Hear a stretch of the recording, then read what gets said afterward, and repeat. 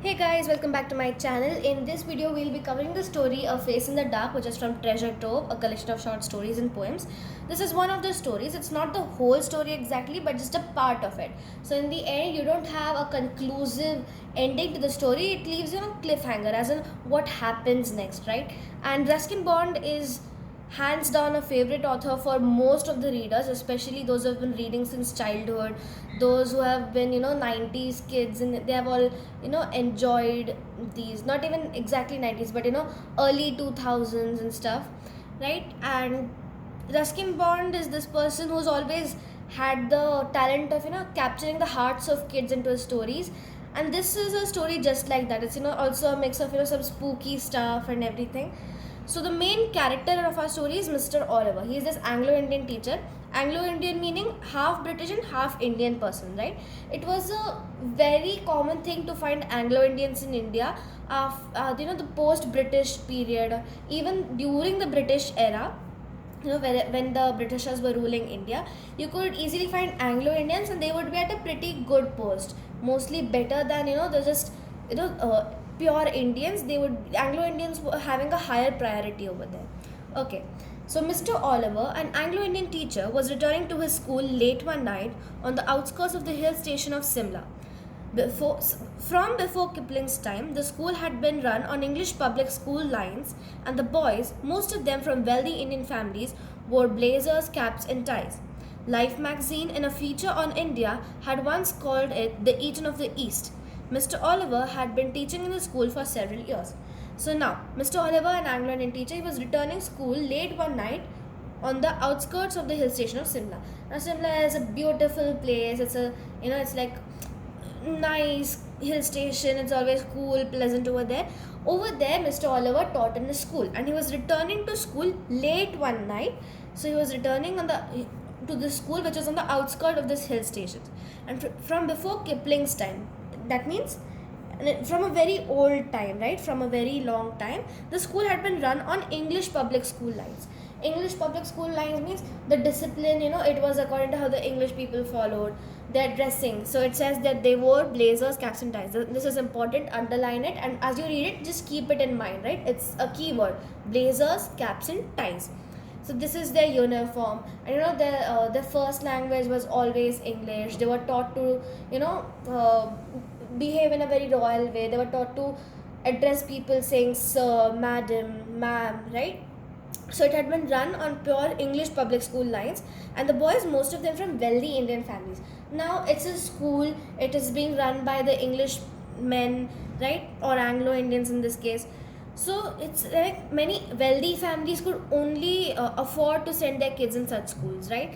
Because they obviously kept the fees high, because it's something that's the Western culture, something that's superior. They're teaching something superior, right? So it was a very costly thing, and only wealthy Indian family students went there.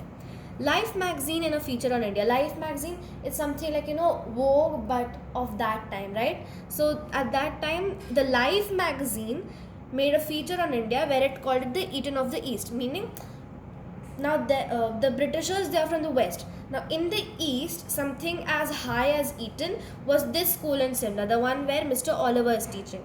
Mr. Oliver had been teaching in the school for several years. He had been a teacher, had been a staff of the school for several years now, right? So he's not new to the place, he's completely accustomed to being in the place. He might have returned late so many times. He's completely familiar with his surroundings. Moving on.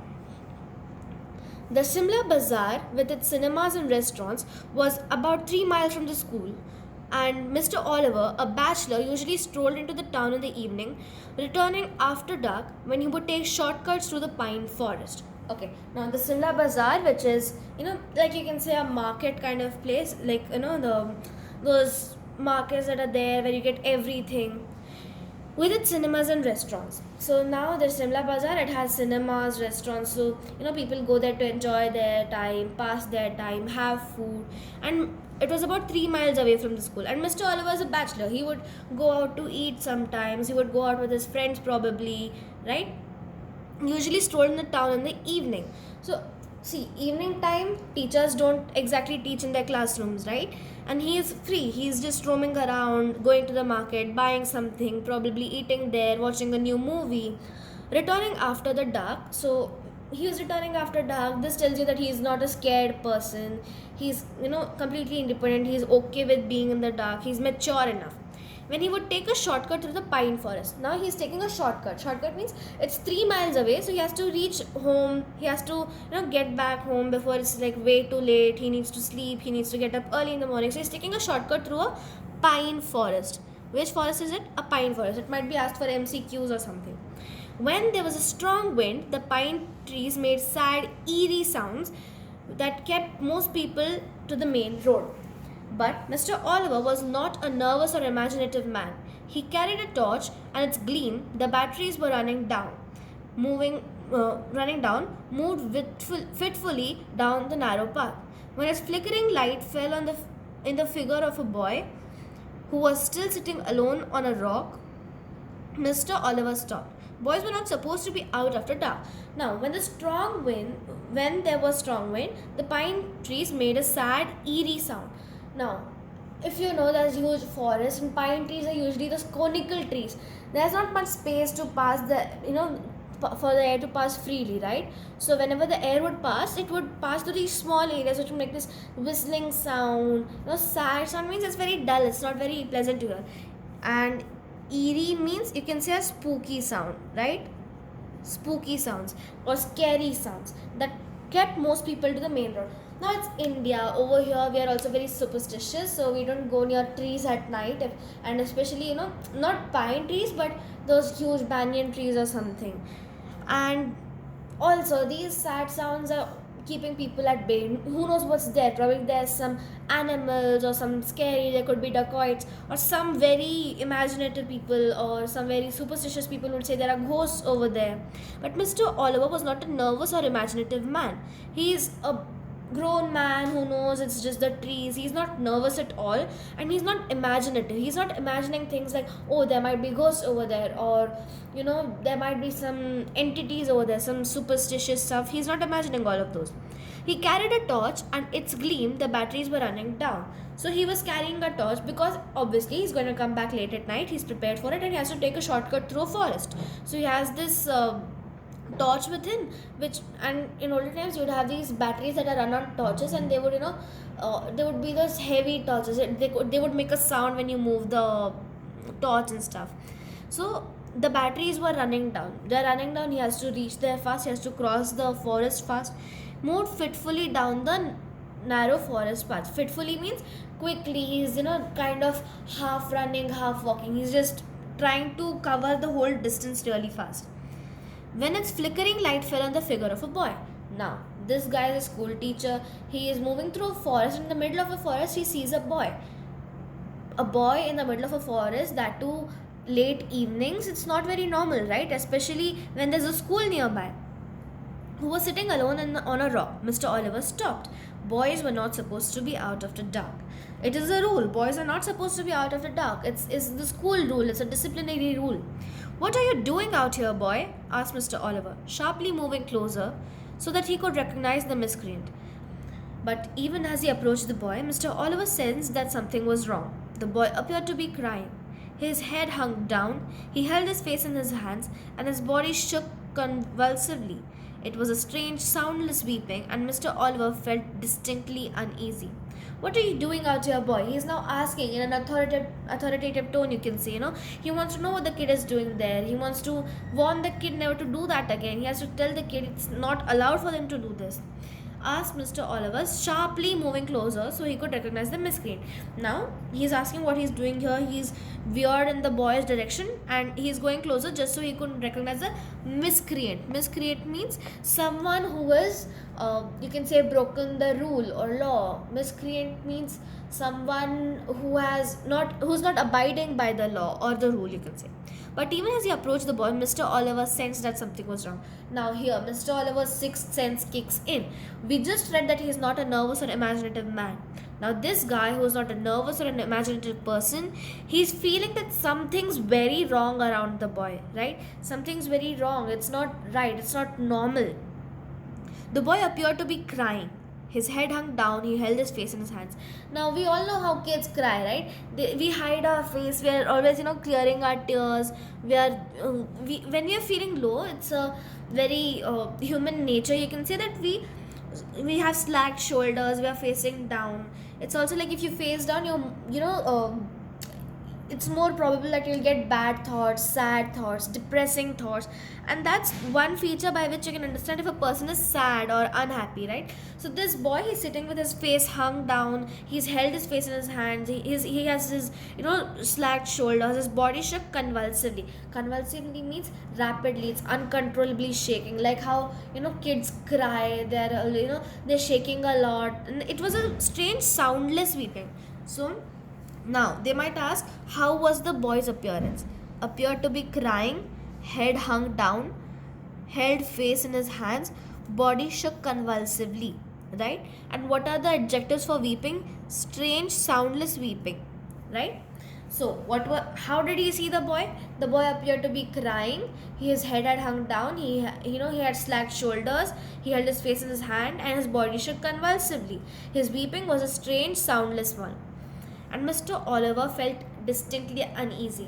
Now, kids usually don't cry, very calmly. They cry making a sound. They're making this, they're making a ruckus almost while they cry. This boy is crying and weeping very, in a very soundless manner, and he's crying in the middle of a jungle, right?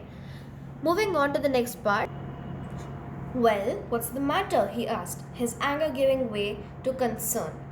What are you crying for? The boy would not answer or look up. His body continued to be racked with silent sobbing. Come on, boy, you shouldn't be out here at this hour. Tell me the trouble. Look up. The boy looked up. He took his hands from his face and looked up at his teacher. The light from Mr. Oliver's torch fell on the boy's face, if you could call it a face. So, now, well, what's the matter? The teacher, he's a teacher after all, right? No matter how angry he is, he's still concerned about his students. That's why when he's asking, his anger gives way to concern. In the middle of a forest, in the middle of the night, a boy is crying, weeping, sitting on a rock. He's not showing his face. His body is slack. If you are an adult, or if you have a younger sibling, right, you see your sibling crying like this, no matter how bad of a sibling rivalry you guys have, you'll still be concerned, right? You guys have gone down to play, you find your sibling crying in the parking lot, you will definitely be concerned. Even though you're angry why this person is sitting in a secluded place, you'll ask him, has someone troubled you? What's the issue? Tell me, right? Now Mr. Oliver, he is having the same concern for his student who is almost like his child to him. What are you crying for? The boy would not answer or look up. This raises more suspicion. What has happened with the boy? Why is he so scared? Why is he so sad? His body continued to be racked with silent sobbing. Continued to be racked means when someone is crying uncontrollably, you'll see that they're not having, they're not sitting straight. They can't cry just like that. It's not like silent crying with just tears rolling down. Their body is shaking so much, you have to hold them still. Come on, boy, you shouldn't be out here at this hour. Tell me the trouble. Look up. Now he's asking the boy, come on, you shouldn't be out here. Tell me what's happened. And then he asks the boy to look up. The boy looks up. Okay, he takes his hands off his face. He looks up at his teacher, and Mr. Oliver's torchlights that are already going dim shine on the boy's face. If you could call it a face. Let's see. It had no eyes, ears, nose, or mouth. It was just a round, smooth head with a school cap on top of it. And that's where the story should end. But for Mr. Oliver, it did not end here. Now again, you see, if you just look at a person's face, you'd expect him to have two eyes, a nose, ears, some hair, facial features, lips, round cheeks or something, right? But this person, he has none of this. This kid who's crying, who's weeping, making this strange, soundless weeping, has no face at all. Imagine walking through a forest in the middle of the night, finding a kid with no facial features. And you go to that kid, you're talking to the kid is crying but has no facial features. And mostly if you're someone who's watched horror movies, who watches all these spooky serials, Ahat, Fear Files, all Conjuring and stuff, the scene shifts as soon as they show the ghost or the entity, right? As soon as they've shown you the doll Annabelle, or they've shown you the ghost, or the culprit, the bad person, the scene shifts, because there's this shock value. Now, according to the horror story values, the story should end here. The entity has been seen, no problem, right? Okay, so before moving on, let's just mark what is important. They might ask you the features of the boy's face. So it will be no eyes, ears, nose, or mouth, round, smooth head, school cap on top of it. And that's where the story should end. So, okay, these are the features. If they ask you, what were the features of the boy who was spotted by Mr. Oliver? He had no eyes, ears, nose, or mouth, or any other facial feature for that matter. It was a round, smooth head with a school cap on top. The torch fell from his trembling hand. He turned and scrambled down the path, running blindly through the trees and calling for help. He was still running towards the school buildings, when he saw a lantern swinging in the middle of the path. Mr. Oliver stumbled up to the watchman, gasping for breath. "What is it, Sahib?" asked the watchman. "Has there been an accident? Why are you running?" Now, he's on the way to his school. He sees a boy with no facial features, and in a forest where already people are having some suspicions about the place where people don't usually go. There's nobody in the forest. He starts running towards his school. He already, his torch is dimming out. Who knows what else is there? So he's running blindly through the forest, and the torch fell from his trembling hand, right? So he does not even have the light anymore. He's just running through wherever he finds the space. He turned and scrambled down the path, running blindly through the trees and calling for help.